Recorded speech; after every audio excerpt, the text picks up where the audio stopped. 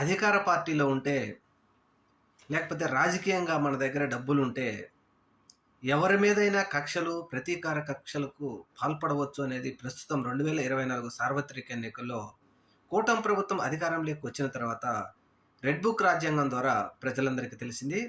అయితే నెల్లూరులో మరొక మెట్టు ఎక్కాయి ఈ ప్రతీకార చర్యలు. ముఖ్యంగా వేమిరెడ్డి ప్రశాంత్ రెడ్డి అనుచరులు నల్లపరెడ్డి శ్రీనివాసరెడ్డి కుమారుడు నల్లపరెడ్డి ప్రసన్న కుమార్ రెడ్డి ఇంటిపై 200 మంది దుండగులు మార్బలంతో వచ్చి ఇంట్లో ఎవరు లేని సందర్భంలో చూసి ఇంటిని ధ్వంసం చేసి కారులను పడవేసి ఫర్నిచర్ను మొత్తం పగలగొట్టి ఇంటి అద్దాలను పగలగొట్టి ధ్వంసం చేశారు. అంటే నెల్లూరులో ఎటువంటి రాజకీయాలు చేయాలనుకుంటున్నారు? ఒకవేళ చట్టరీత్యా దీని మీద చర్యలు తీసుకోవాలని ఎస్ఐని డిఎస్పీలను కోరాం.